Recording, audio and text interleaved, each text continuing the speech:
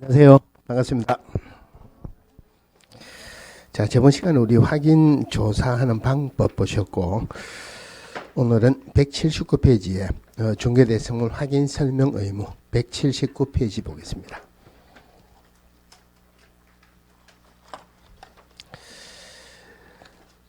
일단 봐야 되는 부분을 잠시 한번 읽어보고 설명을 드릴게요. 자, 거기에 파란 거 1번에 확인 설명 의무. 자, 개업공개에서는 중개를 의뢰받은 경우에는 중개가 완성되기 전에 대통령령으로 정하는 사항을 확인해서 이를 해당 중개대상물에 관한 권리를 취득하고자 하는 중개 의뢰인에게 성실 정확하게 설명하고 토지대장 등본 또는 부동산 종합증명서, 등기상 증명서 등 설명의 근거 자료를 제시해야 된다. 여기 중개 실무에서 핵심적인 내용이에요. 설명을 조금 이따 다시 드릴게요. 한 페이지 넘어가서 오른쪽에 3번의 1번 보겠습니다. 자, 개업공개에서는 확인 설명을 위해서 필요한 경우에는 중개대상물의 매도 의뢰인, 임대 의뢰인 등에게 해당 중개대상물의 상태에 관한 자료를 요구할 수 있다.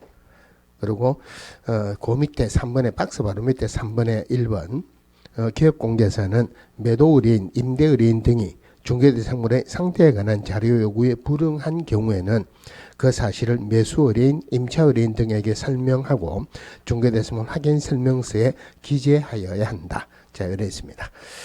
자, 그럼 요 내용을 가지고 조금 설명을 드릴게요. 문제는 굉장히 자주 나오는 부분이에요.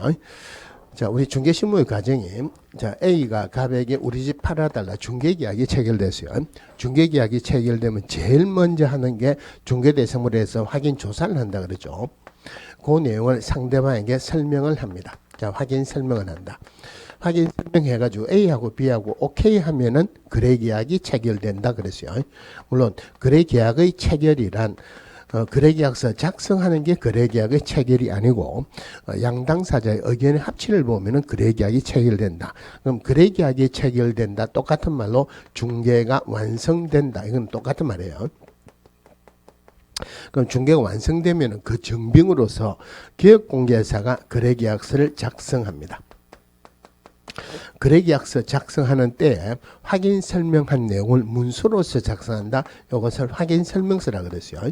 자, 확인 설명서 작성한다. 자, 그러면은 거래 당사자는 A하고 B인데 거래계약서 확인 설명서는 개업공개사 작성했으니까 개업공개사가 거래 당사자에게 거래계약서 확인 설명서를 교부하고 또 일정 기간 동안 보관하여야 한다. 이렇게 연결이 된다 그러죠. 자, 그러면은 이제 확인 조사할 때 우리 확인 조사하는 방법이 크게 4개가 있었죠. 첫 번째가 각종 공부로 조사한다. 두 번째가 공부로 조사할 수 없는 것은 전부 다 개업공개사 직접 확인을 합니다. 그런데 눈에 안 보이는 권리, 등기 안 되는 권리는 가더라도 확인할 수 없으니까 의뢰인에게 물어보고 불러주는 대로 적는다. 의뢰인의 고지해야 한다. 요거 말고는 전부 다 개업공개사 직접 확인하는데 직접 확인하기 곤란한 게 있죠. 그죠? 한마디로 집 안에서 확인하는 것, 즉 벽면 및 도배의 상태, 건축물의 내외부 시설물에 관한 상태, 일조량, 소음, 진동 등 환경 조건, 요거는 상태에 관한 자료를 요청해서 확인합니다. 법에서는 상태에 관한 자료를 요청할 수 있다 이랬어요. 그럼 개업공개에서는 상태에 관한 자료를 요청할 수 있다. 거래 당사자에게 요청할 수 있습니까? 권리를 이전하려는 의뢰인에게 요청할 수 있습니까? 이전하는 의뢰인이죠. 그죠? B가 갑에게 어떤 집을 사달라는데 이 사람에게 물어보는 건 아니죠. 그죠? 그럼 상태에 관한 자료 요청했어요. 그러면은 받겠죠. 그죠? 그거는 확인 설명서에 기재를 하면 돼요. 뭐를 달라 했는데 뭐를 주더라. 이렇게 기재를 하면 됩니다. 자, 근데 상태에 관한 자료 요청했다. 불응하는 경우가 있죠. A가 갑에게 반드시 주라는 법은 없어요. 불응하면은 개업공개에서는 직접 확인할 수 있는 권리가 있다 없다? 이거는 법에서는 이래 나온 건 없는데 실제로 지문에 한번 나온 적이 있었어요. 상태에 관한 자료 요청하는 게 아까 전부 다 한마디로 집 안에서 확인하는 거다. 자료 요청했는데 불응했다. 그럼 개업공개사가 하는 말이 어쩌구리 집 팔아달라 해놓고 상태에 관한 자료 요청하는데 불응해. 그렇다고 해서 내가 확인 못할까 봐 어떻게 하냐면 집 전화로 전화를 합니다. 전화를 안 받아요. 사람이 없다는 말이죠. 열쇠 수리공 불러가지고 문 따라 해가지고 확인할 수 있는 권리는 없다 그죠? 그래서 상대에 관한 자료 요청인데 불응하면은 그 내용을 취득하는 의뢰인에 설명하고 어떤 내용을 달라 했는데 안 주더라 설명하고 또 확인 설명서에 기재하고 설명도 하고 기재하고 두 개 다 합니다. 그러면 B에게 하는 말이 어떤 내용을 달라 했는데 주더라 하는 것은 설명할 필요가 없죠. 그래서 상대에 관한 자료를 요청했을 때는 이럴 때는 확인 설명서에 기재만 하면 돼요. 그런데 불응했을 때 이런 말이 나오면은 설명도 하고 기재도 하고 두 개 다 한다. 자, 제일 중요한 것은 확인 설명하는 시기가 제일 중요합니다. 자, 중개 의뢰 받았을 때 확인 설명해야 된다. 이러면 안 되는 게 기획공개에서 중개 의뢰를 받았다. 반드시 중개를 해야 되는 의무가 있는 것은 아니다. 그죠? 그러면은 중요한 것은 중개 의뢰 받았을 때 확인 설명하고 오케이 하면은 중개가 완성되죠. 그러면은 확인 설명은 한마디로 중개가 완성되기 전에 합니까? 중개가 완성되고 난 뒤에 합니까? 완성되기 전에 하죠. 우리 법에서 중개가 완성되고 난 뒤라는 말을 중개가 완성된 때 이렇게 표현했어요. 그럼 결론적으로 확인 설명은 중개가 완성되기 전에 한다. 중개가 완성된 때 한다. 완성되기 전에 하죠. 그죠? 요거 수도 없이 확인 설명을 중개가 완성된 때 한다라고 수도 없이 틀리게 나왔어요. 그럼 하나 더 봐야 되는 게 그럼 중개가 완성되기 전에 거래 당사자에게 설명합니까? 아니면은 권리를 취득하려는 의뢰인에 설명합니까? A가 갑이가 우리 집 팔아달라 할 때 이 사람에게 설명할 이유가 없죠. 권리를 취득하려는 의뢰인에게 성실 정확하게 확인 설명하고 설명의 근거 자료를 제시해야 된다. 법에는 요래되어 있지만 의미는 확인 설명의 근거 자료를 제시하면서 성실 정확하게 설명해라 이 말이에요. 다른 말로 하면 구두로만 설명하면 안 된다 이 말이에요. 자, 요 부분이 중개 실무의 이제 핵심적인 부분이에요. 그래서 요 내용은 문제가 나오면 꼼꼼하게 탈락탈락 끊어서 보면은 문제가 나올 내용은 전혀 없죠. 그죠? 제일 중요한 것은 확인 설명은 중개가 완성되기 전이야지 중개가 완성된 때 하는 것은 아니다. 자, 그다음에 어떤 내용을 설명을 하느냐 하면은 자, 설명하는 내용이 180페이지 제일 밑에 확인 설명사항 이렇게 나와 있는데 이 확인 설명하는 사항하고 확인 설명하는 사항을 문서로 작성한 게 확인 설명서라 그랬죠. 그런데 이 법에서 규정된 확인 설명사항하고 확인 설명서에 기재되는 사항이 똑같지는 않습니다. 하지만 그게 틀리게 나올 건 없고 문제가 나오면은 확인 설명서에서 나오니까 확인 설명서를 꼼꼼하게 한번 볼게요. 확인 설명서 작성하는 게 나오는데 이거는 조금 이따가 별도라고. 일단 184페이지 먼저 한번 보겠습니다. 자, 184페이지에 확인 설명서 서식이 나와 있죠. 그죠? 서식에 유형해가지고 1, 2, 3, 4 4개가 있어요. 1이 주거용 건축물, 2가 비주거용 건축물, 3이 토지, 4가 임목공장재단, 광업재단 이래 있는데 확인 설명서 1만 보시면 돼요. 1만 보시고 1이 어느 정도 숙달이 되면은 2, 3, 4하고 비교만 하면 됩니다. 확인 설명서 1에 있는데 어떤 부분은 2, 3, 4에 있느냐 없느냐 이것만 보시면 돼요. 그래서 한 페이지 넘어가시면은 186페이지에 중개대소문 확인 설명서 1 주거용 건축물입니다. 자, 주거용 건축물에 거기에 확인 설명 자료가 있고 그 다음에 기획공개사 확인 설명 의무 실제 거래 가격 신고 이건 한번 읽어만 보세요. 이건 틀리게 나올 건 없고 이 확인 설명서가 어떻게 구성이 되어 있는지 한번 일단 보고 들어갈게요. 자, 그 바로 밑에 큰 1번에 기획공개사의 기본 확인 사항이 있고 오른쪽에 중간에 큰 2번에 기획공개사의 세부 확인 사항 한 페이지 넘어가시면은 중개 보수 등에 관한 사항 요래 있죠. 그죠? 자, 그러면은 큰 1번 기본 확인 사항 안에 어떤 내용이 있는가 제일 왼쪽 거부터 한번 쭉 보고 갈게요. 자, 기본 확인 사항 안에 들어가는 게 1번 대상 물건의 표시, 그 다음에 권리관계, 토지 이용계획, 공법상 이용자 및 거래 규제에 관한 사항, 그리고 오른쪽에 입지 조건, 관리에 관한 사항, 비선호시설, 거래 예정 금액 등 취득시 부담할 조세의 종류 및 세율 요래 있고 그 다음에 세부 확인사항으로 들어가는 게 실제 권리관계 또는 공시되지 아니한 물건의 권리에 관한 사항, 내외부 시설물에 관한 상태, 한 페이지 넘어가시면은 벽면 및 도배의 상태, 환경 조건 요래 있습니다. 그리고 중개 보수에 관한 사항이 나와 있죠. 그죠? 그러면은 그리고 또 오른쪽에 보면 작성 방법이 한 페이지, 두 페이지에 걸쳐서 작성 방법이 있는데 확인 설명서가 문제가 나오는 가장 기본적인 유형이 뭐냐면은 방금 제가 읽은 것뿐만이 아니고 그 안에 보면 또 세부적으로 많이 항목이 나와 있죠. 어떤 내용이라도 뽑아가지고 이게 기본 확인사항이냐 세부 확인사항이냐 이거 물어보는 거예요. 또 똑같은 문제입니다. 이걸 어떻게 확인하느냐 물어보는 거다. 그러면은 이 확인 설명서는 꼼꼼하게 다 보셔야 된다, 그죠? 그게 가장 기본적인 문제예요. 이 다 외워야 되는데 외울 수 있다 없다? 외울 수 있다. 쓰세요. 걱정하지 말고요. 하나씩 설명드리고 제일 끝에 가서 제가 한마디만 딱 드리면은 자동적으로 외워집니다. 법이 어떻게 만들어진지 취지만 생각을 하면은 자동적으로 외워집니다. 자, 그러면은 기본 확인사항 이제 186페이지의 기본 확인사항 안에 보니까 대상 물건의 표시돼 가지고 토지 건축물이 있죠. 자, 여기까지 보시고 한 페이지 넘어가서 189페이지의 작성 방법에 한번 보겠습니다. 작성 방법, 작성 일반 문제가 나올 건 없고, 그 다음에 세부 항목 읽으면 보세요. 문제가 나올 건 없고. 자, 2번 해볼게요.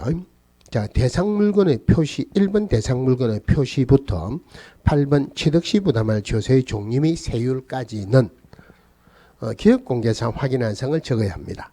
자, 이래인데 이래 하면은 여러분 잘 모르겠죠, 그죠? 앞 페이지에 다시 가서 볼게요. 자, 1번 대상 물건의 표시 찾았습니까? 오른쪽에 8번 취득시 부담할 조세의 종류 및 세율 찾았어요. 그럼 요까지는 하는 말은 한마디로 하면은 기본 확인 사항이다, 그죠? 기본 확인 사항은 기업 공개상 확인한 사항을 적어야 합니다.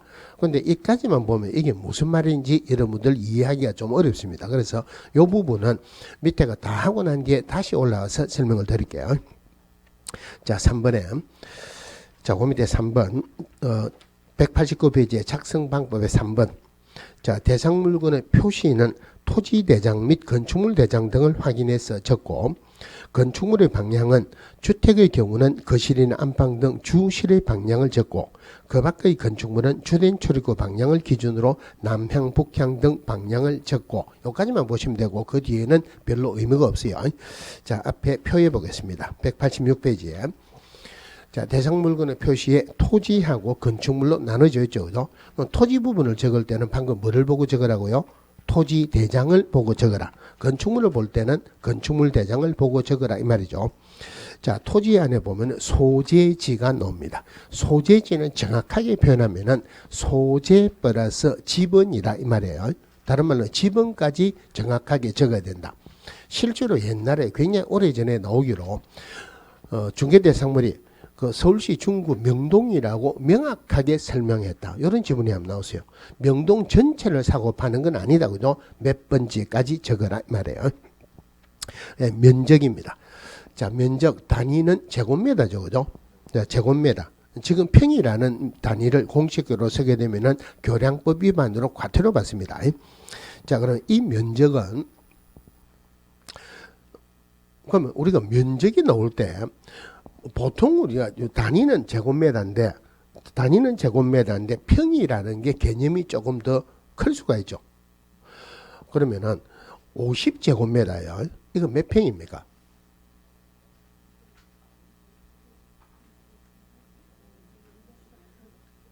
계산해야 되죠. 50제곱미터면은 15평 정도 돼요. 그러면은 70제곱미터다 몇 평 되겠습니까? 네, 21평이에요. 그러니까 이렇게 보면은 계산도 안 냈는데 여러분들이 누가 물어보면은 50제 예를 들어서 30제곱미터다. 그러면은 와, 그 보통 사람들이 이게 몇 평 정도 되면 계산기 또리를 해야 되죠. 30제곱미터면 9평이에요. 어떻게 계산하냐면은 30에다가 3을 곱하세요. 뒷자리 빼세요. 그럼 100% 정하지는 않지만은 거진 비슷합니다. 어떻게 계산하는 거 알겠죠, 그죠? 그러면은 단순히 볼 때, 와, 저 사람은 신이다, 이러면. 한 가지라도 다른 사람보다 월등하게 잘하면은 전문가로서 생각을 하죠, 그죠? 그렇게 계산하면 돼요. 자, 그런데 면적은, 대지 면적이든, 토지 면적이든 건축물 면적이든 수평 투영 면적을 기준으로 합니다. 수평 투영 면적이라는 말은 하늘에서 내려다본 면적이다 이 말이죠. 그죠? 그러면 예를 들어서 이거 한번 봅시다. 자, 땅이 이런 땅이 있습니다. 이런 땅인데 아파트를 짓는다고 대지 조성을 합니다. 요렇게 조성을 해요. 그러면은 여기서 요만큼 들려야 되죠. 절토한다. 여기서 요만큼은 메워내야 되죠. 성토합니다. 그러면은 대지 조성하기 전 1번, 대지 조성하고 난 뒤 2번, 여기서 여기까지 면적은 1번이 넓다, 2번이 넓다? 면적은 어느 게 넓습니까? 당연히 똑같죠. 그죠? 하늘에서 내려다보면은 똑같다. 수평 투영 면적을 기준으로 한다. 이 말이에요. 자, 그 다음에 지목. 공부상 지목을 적고, 실제 이용 상태가 다르다면 실제 이용 상태도 같이 적습니다. 그 다음에 건축물이죠. 자, 건축물. 전용 면적, 건축물은 아까 건축물 대장을 보고 적어내죠. 자, 전용 면적인데 건축물에는 면적의 종류가 조금 많죠. 자, 질문 한번 하고 갈게요. 우리가 앉아있는 이 강의실 건축 면적은 약 몇 제곱미터 정도 되겠습니까? 우리가 앉아있는 이 강의실 건축 면적은 대충 몇 제곱미터 정도 되겠다? 이제 면적을 알라 그러면은 작아 있으면 제일 좋죠. 30cm 작아지고 할 수는 없죠. 그죠? 그러면은 보통 여러분들이 걷는 거 아니면은 특정하게 자기 걸음걸이를 한번 재보시고 이게 정확하게 알아야 되는 건 아니죠. 그죠? 그래가지고 몇 제곱미터 이래 하는 게 좋죠. 그죠? 자, 그런데 제가 질문한 의도는 그게 아니고 제가 질문한 게 이 강의실 건축 면적이 몇 제곱미터냐 이거는 말도 안 되는 질문이에요. 자, 이게 무슨 말이냐? 건축법 했죠, 그죠? 건축법 했죠. 자, 건축법에서 건축 면적이라는 게 있어요. 자, 건축 면적은 뭐냐면은 건축물의 전체를 기준으로 하는 수평 투영 면적입니다. 쉽게 이야기하면은 건물이 이렇게 생겼어요. 건물이 이렇게 생겼다. 하늘에서 내려다보면은 이렇게 생겼죠. 그죠? 이게 건축 면적이에요. 자, 그런데 건축법에서 문제의 핵심은 뭐냐면은 외벽이 있다. 외벽 두께를 포함하느냐, 제외하느냐. 여기 문제가 돼요. 그래서 이거는 외벽의 중심선 기준입니다. 외벽의 중심선 기준이다. 자, 그다음 건축 면적이란 말도 있고, 바닥 면적이란 말도 쓰죠. 자, 바닥 면적은 건축물의 전체를 기준으로 하는 게 아니고 건축물의 각 층이나 또는 일부를 나타낼 때 쓰는 면적으로서 외벽의 중심선 기준입니다. 그런데 바닥 면적은 외벽이 없을 수도 있죠. 그래서 법에서는 구획의 중심선 이래 되어요. 그런데 어차피 중심선 기준이다 이것만 보시면 되고, 그러면은 이 건축물의 건축 면적은 얼마냐 이런 말로 쓰죠. 그죠? 각 층이나 일부를 나타낼 때는 건축 면적이라는 말을 안 쓰고 바닥 면적이라는 말을 씁니다. 이 건축물의 5층 건축물은 건축 면적은 얼마냐 이런 말로는 안 쓴다는 말이에요. 이 건축물의 5층 바닥 면적은 얼마냐, 이 강의실 바닥 면적이 얼마냐 이러지 이 강의실 건축 면적은 얼마냐 이런 말은 안 한다 이 말이에요. 이거는 우리 건축법에서 공부를 하죠. 그죠?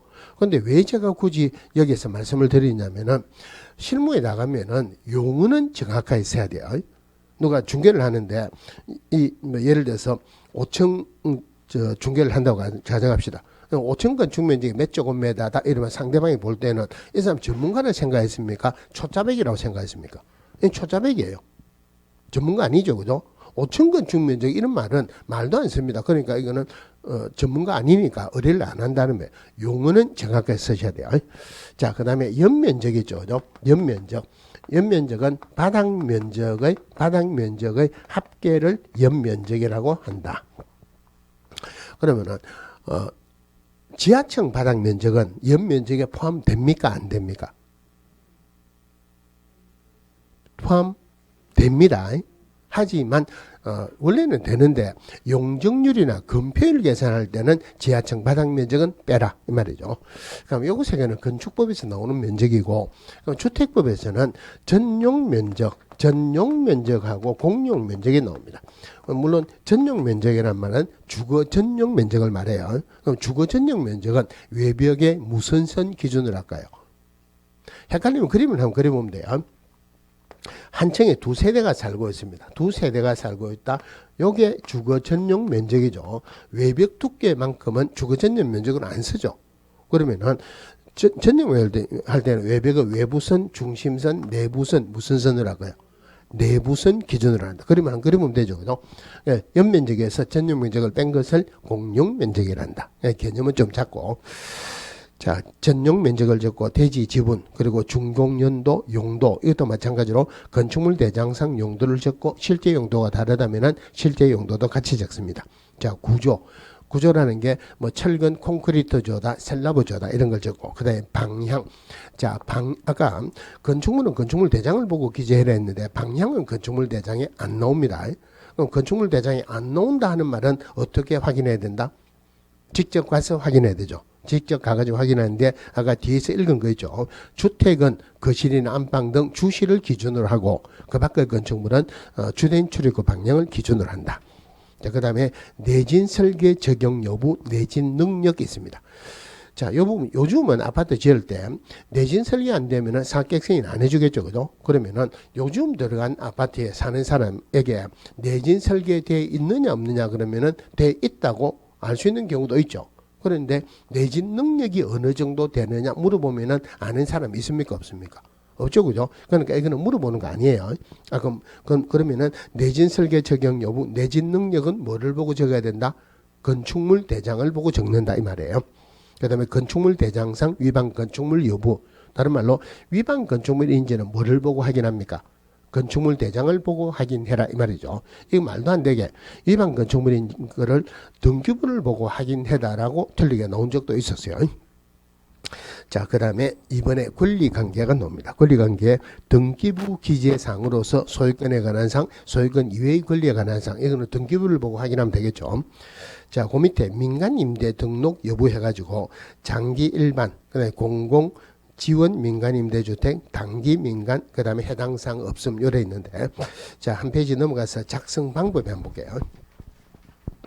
자, 작성 방법 4번에 권리관계의 등기부 기재사항은 등기상 증명서를 확인해서 적는다. 이거는 당연하고 볼 필요도 없고 5번에 자, 권리관계의 민간임대 등록 여부는 대상 물건이 민간임대주택에 관한 특별법에 따라 등록된 민간임대주택인지 여부를 같은 법 60조에 따른 임대주택 정보 체계에 접속해서 확인하거나 임대인에게 확인해서 가로 안에 체크 표시를 한다.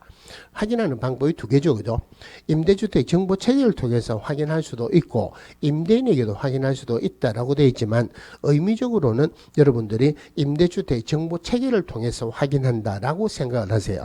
그렇게 생각해라는 이유를 나중에 다시 말씀드릴게요. 자, 그 다음에 민간임대주택인 경우 민간임대주택에 관한 특별법에 따른 권리 의무사항을 임차인에게 설명해야 된다. 중요한 부분이에요. 그리고 확인 설명은 거래 당사자가 합니까? 권리를 이전하는 의뢰인에게 합니까? 권리를 취득하는 의뢰인에게 합니까? 취득하는 의뢰인에게 하니까 누구에게 설명해라? 임차인에게 설명해라. 그 다음에 박사님. 자, 임대주택은 민간임대주택에 관한 특별법 5조에 따른 임대사업자가 등록한 주택으로서 임대인과 임차인 간의 임대차 계약 시 다음과 같은 사항이 적용됩니다. 이랬는데 중간에 가로 열고 재계약을 포함한다 그랬죠. 재계약을 포함한다. 이거 중요한 부분입니다.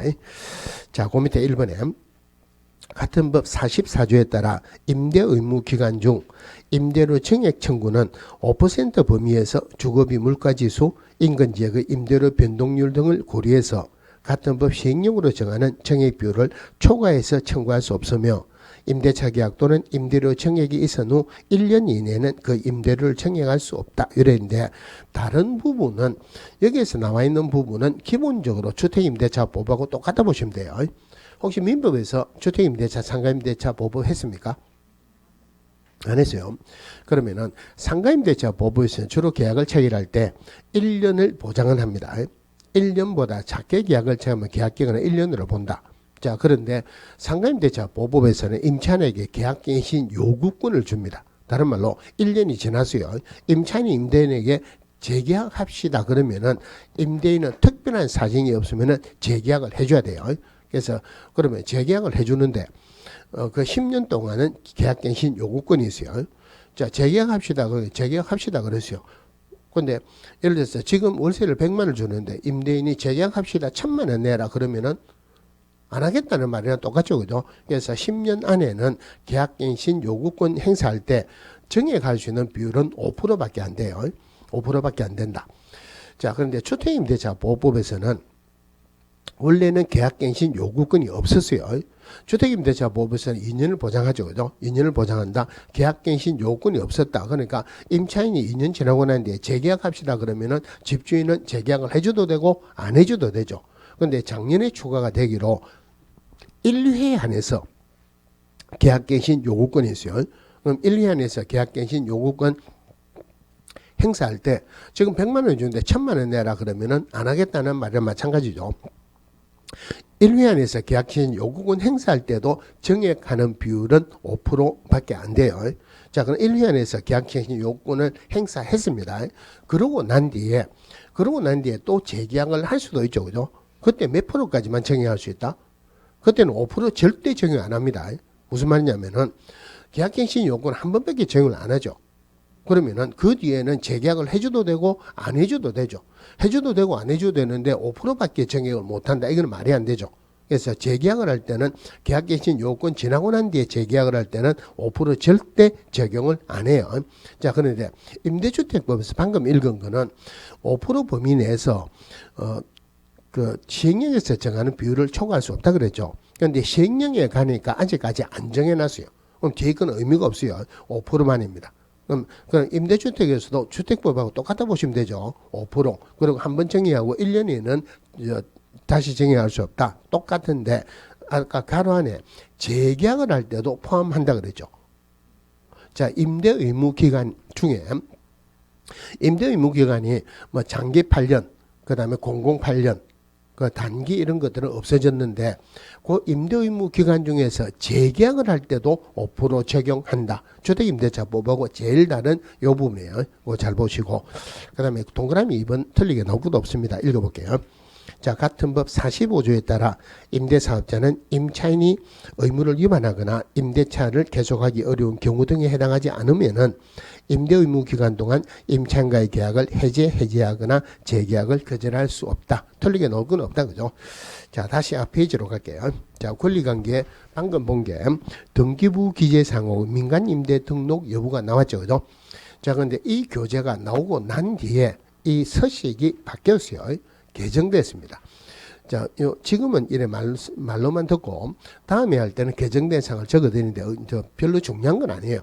뭐냐면은 주택임대차 보호법에서는 1회 안에서 계약갱신 요구권이 있다 그랬죠. 그 계약갱신을 요구할 건지 안 할 건지를 방금 읽은 권리관계 민간임대 등록 여부 밑에 체크하는 란이 하나 더 들어갔어요. 다음에 할 때는 표를 다시 내드릴게요. 자, 그 다음에 3번에 토지이용계획 공법상 이용자 및 거래 규제입니다. 안에 한번 읽어볼게요. 자, 지역지구, 건폐율 상한, 용적률 상한, 도시군 계획시설, 허가신고 구역 여부, 투기지역 여부, 지구 단위 계획구역, 그 밖의 도시군 관리계획, 그 밖의 이용자 및 거래 규제에 관한 사항 요래 있는데 첫 번째 봐야 되는 게 방금 읽은 게 방금 제가 쭉 읽은 거 있죠. 그게 오른쪽에 입지 조건이죠. 입지 조건에 들어가는 거 아니죠. 권리관계에 들어가는 거 아니죠. 토지 이용계 공법상 이용자 및 거래 규제에 들어간다 하는 것 기억을 하셔야 돼요. 그럼 방금 읽은 그 지역지구부터 그 밖의 이용자 및 거래 규제에 관한 사항 제가 읽었으니까 여러분들 다 기억할 수 있겠죠. 그죠? 기억할 수 있다 없다? 할 수? 여기서 보는 거 전부 다 무슨 과목에서 공부하는 겁니까? 공법에서 공부하는 거죠. 물론 여기에 토지거래 허가는 공법에서 빠지지만 원래는 공법에 있었어요. 공법에서 공부하는 것은 전부 다가 공법상 이용자 및 거래 규제에 들어간다. 이렇게 보시면 되겠죠. 그죠? 자, 한 페이지 넘어가서 한 페이지 더 넘어가네요. 자, 190페이지에 재료의 6번 볼게요. 토지이용계획 공법상 이용자 및 거래 규제에 관한 사항의 건폐율 상한 및 용적률 상한은 시군조례에 따라서 적는다. 자, 건폐율 상한, 용적률 상한 뭐를 보고 적는다고요? 시군조례. 요게 확인설명서에서는 제일 중요하고 제일 많이 놓은 거예요. 자, 건폐율 상한, 용적률 상한 뭐를 보고 적는다?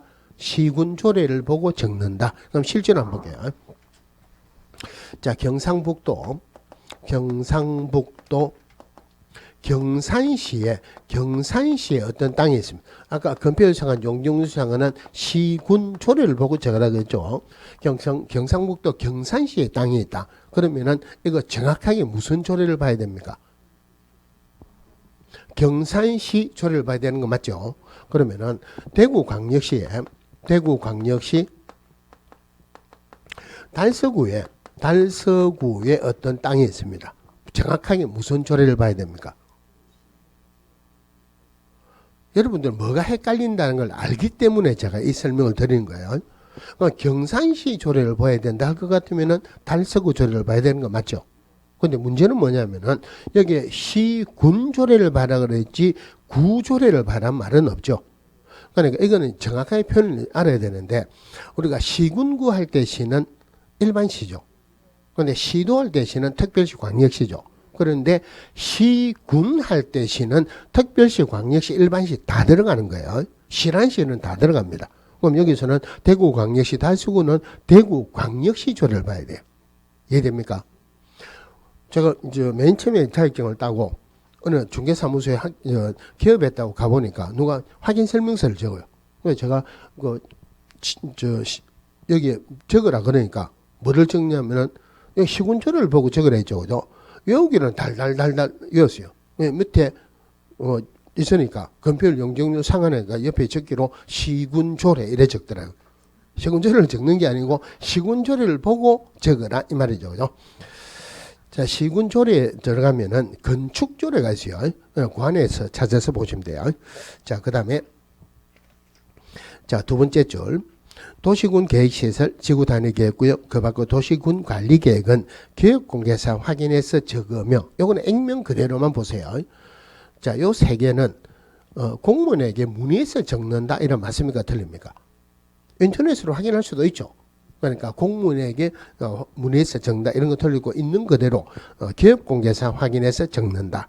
그 다음에 그 밖의 이용자 및 거래 규제에 관한 사항은 토지 이용계획 확인서의 내용을 확인한다. 자, 세 개로 구분되죠. 첫 번째가 건폐율 상한 용적률 상한은 뭐를 보고 적는다?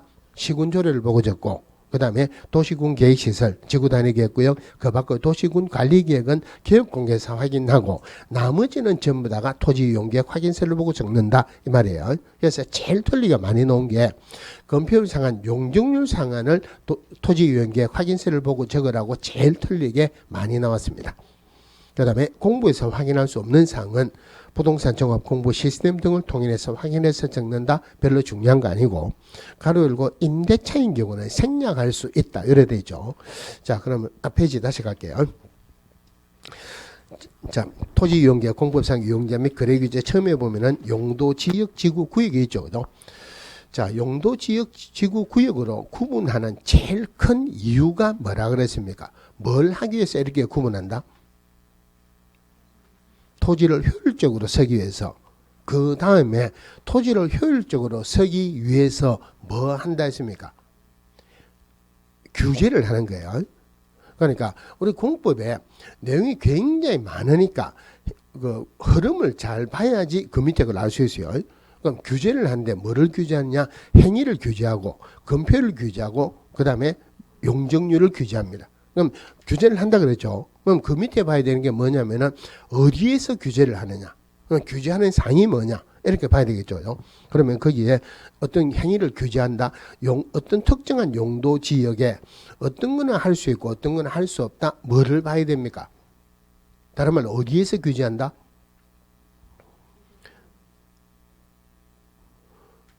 예를 들어서 중심 상업 지역에 뭐 어떤 거는 할 수 있냐 할 수 없느냐 이걸 보려 그러면은 뭐를 봐야 됩니까? 이래 이야기하니까 누가 하는 말이 공법책을 봐야 됩니다 이러는데 그 공법책에 여러분들 나와 있거든요. 나와 있는데 안에 내용도 안 보고 그냥 넘어갔을 거예요. 틀림없이 내용이 너무 많으니까 그게 어디에서 정하느냐 하면은 국토계획법 대통령령으로 정합니다. 대통령령으로 정한다. 그러고 난 뒤에 이제 그걸 일단 보시고 그 다음에 어느 지역에서는 어떤 거 할 수 있고 어느 지역에는 어떤 거 할 수 없다 이런 거 보셔야 되겠죠. 그죠? 예를 들어서 유통상업 지역에 주택 들어갈 수 있다 없다?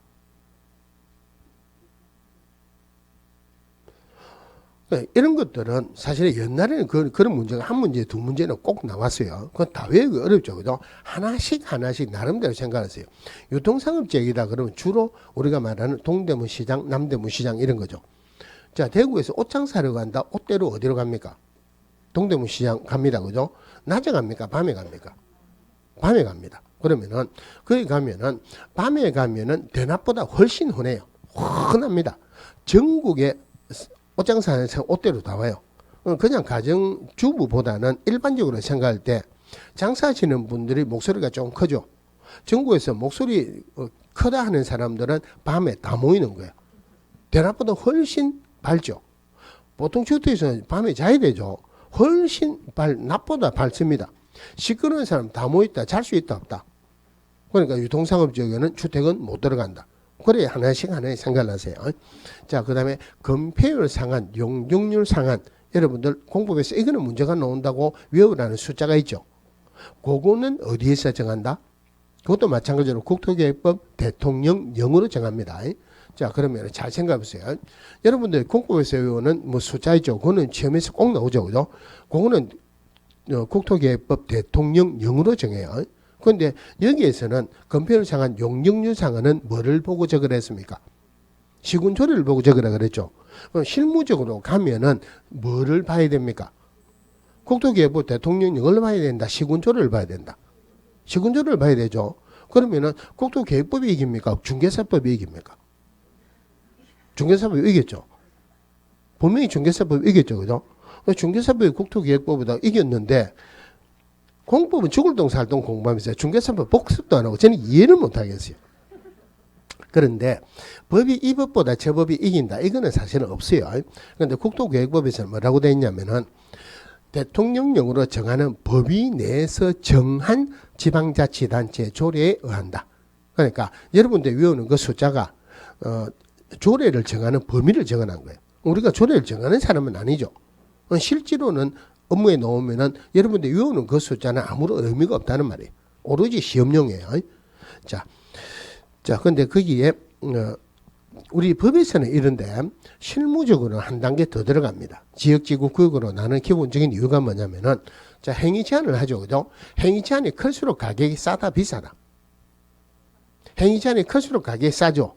싸다 비싸다 하는 말은 매매죠. 그죠? 임대차인 경우는 직접적인 상관이 없을 수도 있으니까 아까 토지이용계 공부상 이용자 및 거래 규제는 임대차인 경우는 생략할 수 있다 이 말이에요. 자, 그 다음에 오른쪽에 입지 조건. 자, 입지 조건에 도로와의 관계 해가지고 몇 메다 곱하기 몇 메다 도로에 접한다 이런 거죠. 그 다음 오른쪽에 접근성이래요. 도로와의 관계, 접근성, 그 다음에 대중교통, 주차장, 교육시설, 판매 및 의료시설. 자, 이래인데, 요 방금 읽은 거, 요거는 여러분이 지금은 외울 단계는 아니지만은, 도로와의 관계, 접근성, 대중교통, 주차장, 교육시설, 판매 및 의료시설이 입지 조건에 들어간다 하는 것은 꼭 기억을 하셔야 돼요. 여기에서 제일 중요한 것 중에 두 개 하나입니다. 자, 그 다음에 5번에 관리에 관한 사항. 경비실이 있느냐 없느냐, 관리 주체가 누구냐 이거 있죠. 그죠? 자, 이건 별로 중요한 건 아니지만은 그 관리 주체 위탁 관리냐, 자체 관리냐, 그 밖의 유형이냐 이래 있는데 사실은 이거는 법이 서식이 잘못됐어요. 무슨 말이냐면은 우리 일반 그 분양한 공동주택에서는 관리하는 방법이 두 개가 있어요. 입주자 대표에서 관리사무소장을 뽑고 관리사무소에 직원을 뽑아가지고 직접 관리하는 것을 자치관리라 합니다. 그런데 주택관리업자를 선정해가지고 위탁하는 관리를 위탁관리라 그래요. 그런데 이게 임대주택에서는 주택법의 자치관리를 임대주택에서는 자체관리라 그래요. 그러니까 일반적으로 임대주택보다는 분양주택이 훨씬 많죠. 그러니까 여기는 실제로는 자체가 아니고 자치라고 들어가는 게 맞는데 뭐 법을 잘못 들었지만은 우리가 벌은 그거 뭐 시비 걸 건 아니고 그러니 하고 넘어가시고. 자, 그 다음에 6번에 비선호시설이에요. 비선호시설이 1km 이내에 있느냐 없느냐.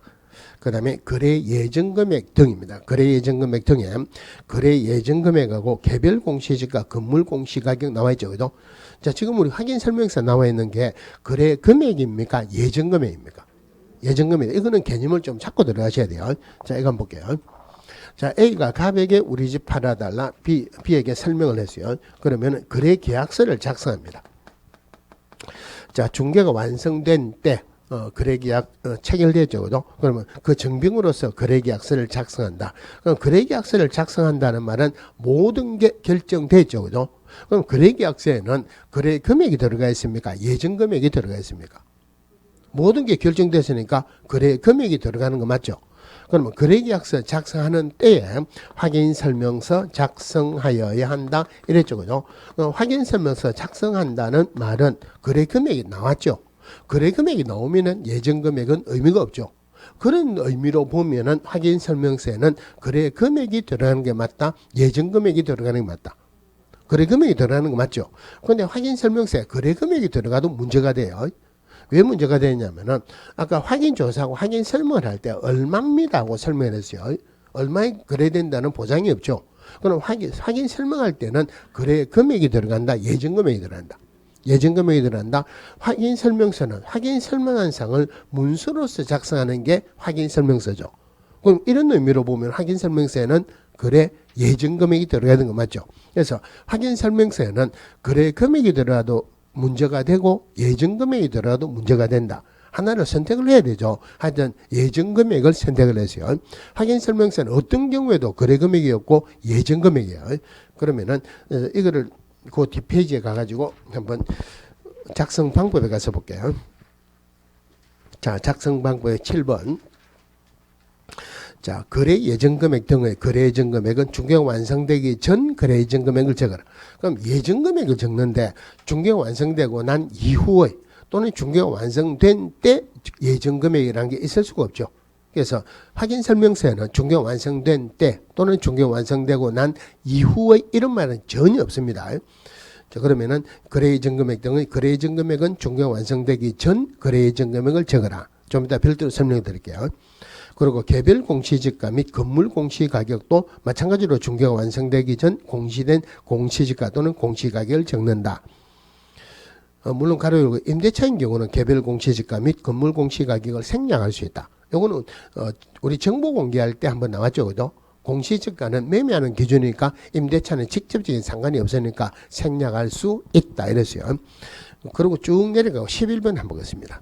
11번에 두 번째 줄 파란 거 있죠. 중개보수는 거래 예정 금액을 기준으로 적으라 이래 되죠. 그죠? 그럼 이거 한번 볼게요. 5억에 팔아달라 그랬어요. 4억 5천에 거래 계약이 체결되는 경우가 있죠. 거래 금액은 얼마입니까? 4억 5천이죠. 예정 금액이 얼마예요? 5억이죠. 그죠? 그러면은 우리 중개 보수를 받을 때는 5억에 해당하는 보수를 받는다. 4억 5천에 해당하는 보수를 받는다. 4억 5천에 해당하는 보수 받는 거 맞죠? 근데 방금 볼 때는 거래 금액을 기준으로 적으라 했습니까? 예정 금액을 기준으로 적으라 했습니까? 예정 금액을 기준으로 적으라. 그럼 5억을 기준으로 하면은 안 맞죠? 그래서 우리나라에서 공제사 자격증을 따가지고 실무에 나간 사람은 이구동성으로 100% 하는 말이 법이 잘못됐다고 이야기를 합니다. 법이 잘못된 거 맞죠? 법이 잘못된 게 아니고 선생들이 잘못됐어요. 이거 똑바로 강의하는 사람 한 번도 못 봤습니다. 자, 그럼 이게 무슨 말이냐면은 5억입니다 하니까 매수인이 하는 말이 비쌉니다. 안 합니다. 좋다 1,000만 원 까줄게 4억 9천 하자가 비싸다 안 해요. 좋다 1,000만 원 더 까줄게 4억 8천 하자가 하니까 비싸서 안 한대요. 좋다 통 크게 한 번만 더 까주고 그다음부터는 다시 까주는 거 없다. 4억 5천에 합시다. 이러니까 상대방의 콜 4억 5천에 합시다. 이래 되는 게 맞죠. 5억입니다. 그러니까 상대방이 알겠습니다. 계약 체결합시다 하면서 4억 5천 적고 그러진 않습니다. 그죠? 그럼 여기에서 요 마지막 4억 5천은 중개가 완성된 때 거래 금액이에요. 그러면은 아까 거래 예정 금액은 중개가 완성되기 전 거래 예정 금액이라 그랬죠. 중개가 완성되기 전 거래 예정 금액은 요겁니다. 그러니까 5억입니다 하니까 계약 체결합시다. 4억 5천에 하자. 그게 아니고 마지막으로 4억 5천에 합시다 하니까 상대방이 오케이 4억 5천에 합시다. 그러니까 실제로 중개 완성되기 전 거래 예정 금액하고 중개 완성됐을 때 거래 금액하고 숫자는 똑같아요. 이렇게 표현할 수밖에 없는 게 아까 거래 금액이 들어가도 문제가 되고 예정 금액이 들어가도 문제가 된다 이 말이에요. 이거는 의미만 보시면 되고 문제가 나올 건 아닙니다. 중요한 것은 확인 설명서에는 거래 금액이 들어간다. 예정 금액이 들어간다. 예정 금액. 중개 완성되기 전 거래 예정 금액이 들어갑니다. 자, 그 다음에 다시 서식에 가가지고 서식의 187페이지에 거래 증금액 등 했고, 그 다음에 8번 취득시 부담할 조세의 종류 및 세율 나왔죠, 그죠? 요거는 말 자체가 중요합니다. 자, 무슨 말이냐면은 확인 설명은 권리를 이전하는 의뢰인에게 설명한다. 취득하는 의뢰인에게 설명한다. 취득하는 의뢰인에게 설명을 하죠. 취득하는 의뢰인에게 설명을 하면서 이전하는 조세가 얼마다 물어봐봤자 이거 설명해봤자 의미가 없죠. 그래서 이전 조세가 아니고 취득 시 필요한 조세의 종류 및 세율이에요. 안에 들어가는 게 취득세, 노건조 특별세, 지방교육세 이래졌고, 그 밑에 재산세는 6월 1일 기준 대상 물건 소유자가 납세 의무를 부담한다. 재산세는 6월 1일 현재 소유자가 부담한다. 당연하죠, 그죠? 자, 이래 보시고 또 넘어가서 작성 방법 해볼게요. 자, 작성 방법 8번 중요한 부분이에요. 자, 취득시 부담할 조세의 종류 및 세율은 마찬가지로 중개가 완성되기 전 지방세법 내용을 확인해서 적습니다. 자, 지방세법 내용을 확인해서 적으라 하는 말은 원칙적으로 지방세다 이 말이죠. 그런데 취득세, 노후세, 특별세, 지방교육세 중에서 지방세 아닌 게 하나가 있죠. 중간에 노후세, 특별세는 국세예요. 왜 제가 세법도 잘 모르면서 말씀을 드리냐면은 세법 시간에 국세냐 지방세냐 공부를 하죠, 그죠? 골치 아프게 들어봤자 아무리 기억해도 기억이 안 나는데 중개사법에서 한번 들으면은 안 까먹습니다. 취득세, 노후세, 특별세, 지방교육세 중에서 지방세 아닌 게 뭐라고요? 중간에 노후세, 특별세는 지방세가 아니고 국세입니다. 그죠? 근데 거의 중요한 게 아니고 중요한 것은 그 뒤에 가로 안에 임대차인 경우는 제외합니다. 이래 되죠. 자, 확인 설명서 안에 임대차가 지금 세 번째 나왔어요. 첫 번째가 공법상 이용자 및 거래 규제에 관한 사항에서 임대차인 경우는 생략할 수 있다. 두 번째가 거래 예정 금액 등 안에서 공시지가고 건물 공시가격도 임대차인 경우는 생략할 수 있다. 자, 그런데 취득시 필요한 조세의 종류 및 세율에서 임대차인 경우에 취득조세가 나옵니까 안 나옵니까? 나올 수가 없죠. 나올 수가 없는데 생략할 수 있다. 이건 말이 안 되죠. 그래서 여기는 임대차인 경우는 제외한다. 자, 중요한 부분이에요. 임대차인 경우는 제외한다. 자, 여기까지 한 게 기본 확인사항이었죠. 그 다음에 서식의 187페이지에 자, 세부 확인사항. 세부 확인사항의 9번에 실제 권리관계 또는 공시되지 아니한 물건의 권리에 관한 사항. 요거 적는데 또 넘어가서 작성 방법에 자, 190페이지 9번 한번 볼게요. 실제 권리관계 또는 공시되지 아니한 물건의 권리에 관한 사항은 매도 또는 임대인이 고지한 사항, 법정지상권, 유치권, 주택임대차, 보법에 따른 임대차. 자, 여기까지 권리가 3개가 나와 있죠. 이 3개의 권리의 공통점이 등기 안 되는 권리죠. 등기되는 권리는 아까 기본 확인사항 2번 권리관계란에 기재하고 여기는 등기 안 되는 권리를 기재해라 이 말이에요. 자, 그 다음에 토지에 부착된 조각물 정원수 그리고 계약 전 소유권 변동 여부 요거는 작년에 추가가 됐어요. 뭐 중요한 건 아니고 자, 그런 거를 적습니다. 자, 건축법 시행령 별표 1, 2호에 따른 공동주택 중에서 분양을 목적으로 건축되었으나 분양되지 않아 보존 등기만 마쳐진 상태인 공동주택에 대해서 임대차 계약을 알선하는 경우에는 이를 임차인에게 설명해야 된다. 좋은 말이니까 지문에 나올 수 있지만 틀리게 나올 내용은 전혀 없어요. 단지 하나. 자, 기숙사는 공동주택이다 아니다? 건축법에서는 공동주택 맞죠? 주택법에서는 애당초 주택이 안 들어가죠. 그런데 기숙사는 분양을 목적으로 건설한 공동주택은 아니죠. 그러니까 거기에서 기숙사를 제외한다. 그 정도만 보시면 되고. 자, 그 다음에 별표에 임대차 계약의 경우 임대보증금, 월단위 차임액, 계약기간, 장기수선 총담금 처리 등을 확인하고 여기서 하나 설명을 드려야 될 게 있는데 조금 이따 별도로 할게요. 중요한 건 건저당이 설정된 경우 채권 채권을 확인해서 적는다. 아까 제일 중요한 게 건폐율 상한, 용적률 상한은 뭐를 보고 적는다? 시군조를 보고 적는다 그랬죠. 건저당이 있을 때는 절대 피담보 채무액을 적는 거 아니죠. 그죠? 채권 채무액을 적습니다. 피담보 채무액을 적는 것도 아니고 채권 채무액하고 피담보 채무액을 같이 적는 것도 아니다. 그죠? 그러면 예를 들어서 건저당은 2억원이 설정됐어요. 이거는 뭘 보면 됩니까? 등기부를 보면 되죠. 자, 그런데 건재당권 2억 원 설정됐다고 해서 내가 돈 빌린 돈이 피담보 채무액이 2억 원이란 보장은 없죠. 여기에서 이거보다는 조금 낫겠죠. 그죠? 그럼 매달 조금 갚아갔으면 더 낫겠죠. 지금 피담보 채무가 1억 5천이라고 가정을 합시다. 1억 5천 이거 알려고 하면 어디 가서 물어봐야 됩니까? 집주인에게 물어보면 1억 5천 압니까? 모릅니까? 예를 들어서 한 30년 동안 한 2억 원을 빌렸어요. 그럼 매달 원리금 들어가겠죠. 어느 날 가가지고 지금 은행에 남아있는 돈이 얼마입니까? 물어보면은 정확하게 아는 사람 별로 없죠. 그럼 이거 정확하게 알려면 어디 가서 알아야 돼요? 은행에 가서 알아야 되죠. 은행에 가고 기업공개사가 자기 집도 아닌 집에 건재당 설정인데 이게 정확하게 얼마입니까? 물어보면은 말해줍니까? 안 해줍니까? 안 해줍니다. 그러니까 피담보 채무액을 적는 게 아니고 채권 최고액을 적으라 이 말이에요. 여기서도 판례가 하나 있는데 채권 최고액만 적으면 되는데 피담보 채무액 적을 필요가 없죠. 그죠?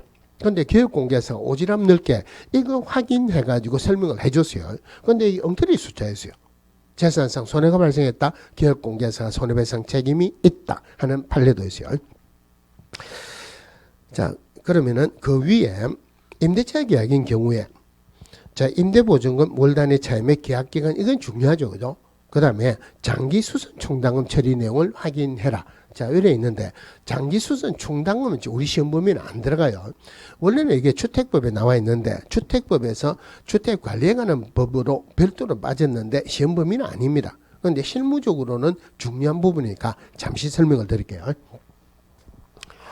자, 우리 주택법에서 원래 있을 때 개념이 입주자라는 개념이 있고 입주자라는 개념이 있고 입주자 등 소유자가 있고 세입자가 있죠. 그죠?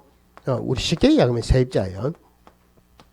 그럼 입주자라는 개념하고 입주자 등이라는 개념이 있습니다. 자, 입주자는 뭐냐면은 소유자하고 소유자를 대리하는 배우자, 직계 존비속을 포함한다. 입주자 등 하면은 소유자가 있으면 소유자를 말을 하고 그 다음에 세입자가 있으면 세입자를 말을 하는 개념을 입주자 등이라고 표현했어요. 물론 법에서는 세입자라고 표현 안 됐어요. 그러면은 관리비는 누가 냅니까?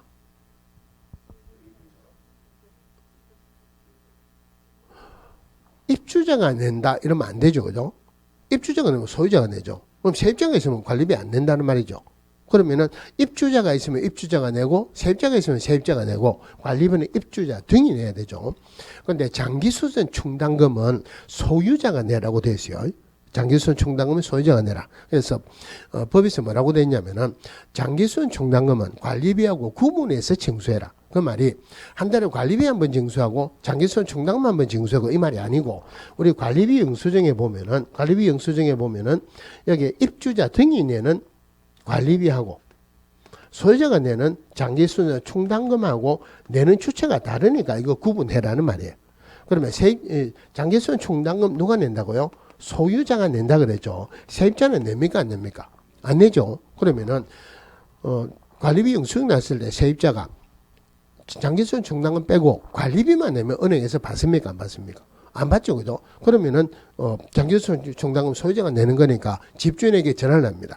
장기수선 충당금 얼마 나왔는데 내한테 보내주세요. 같이 보낼게요. 그럼 집주인은 들은 척도 안 하고 뭐라 하냐면은 월세 좀 올려야 되는데 이러면 세입자는 집주인하고 통화하고 싶다 안 하고 싶다? 안 하고 싶다. 그래서 편의상 같이 내죠. 그죠?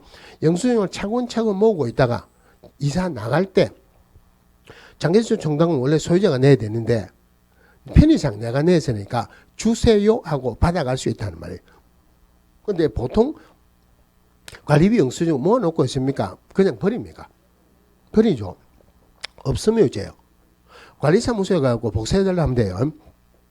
법으로 반드시 복사해주게 돼 있어요. 그러면은 달라 그러면은 받을 수 있죠. 근데 달라 말을 안 했어요. 이삿짐 꾸려가 갑니다. 집주인이라고 장기수선 충당금 받아가세요. 따라온다 안 따라온다?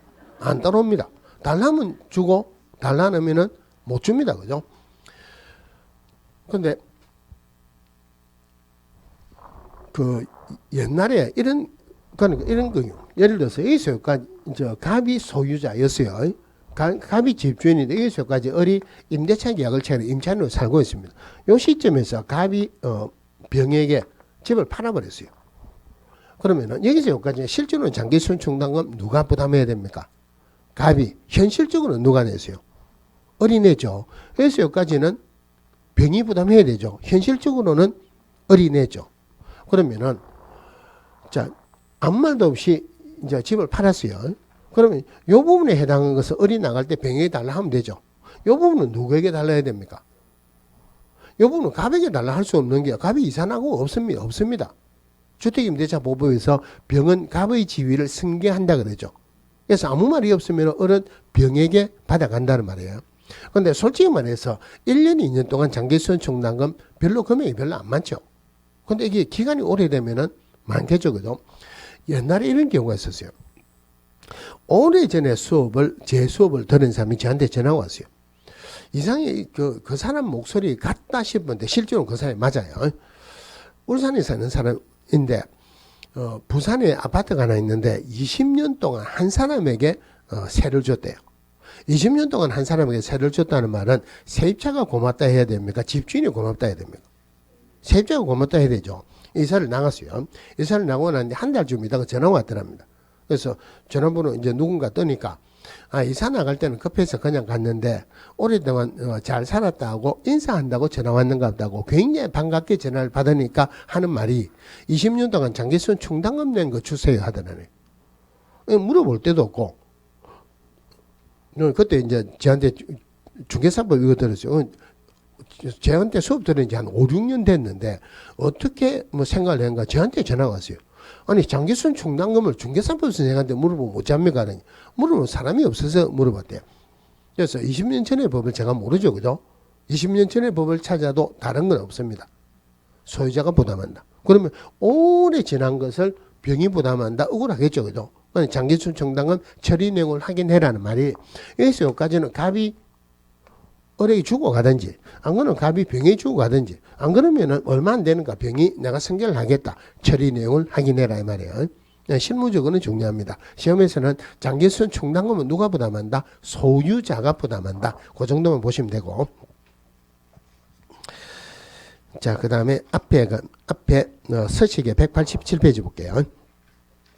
187페이지가 187페이지에 실제 권리 관계 또는 공시되지 아니한 물건의 권리에 관한 상 이건 받고 그 다음에 10번에 내외부 시설물에 관한 상태 여기에 수도, 전기, 가스, 소방, 난방 방식 및 연료 공급, 성관계 배수 그 밖의 시설물 요래 있는데 이 부분에서는 소방하는 부분을 좀 보세요. 소방에 단독 경보형 감지기가 있죠. 그죠? 그런데 오른쪽에 깨알 같은 글씨가 있죠. 깨알 같은 글씨가 있고 깨알보다 더 작네요. 그죠?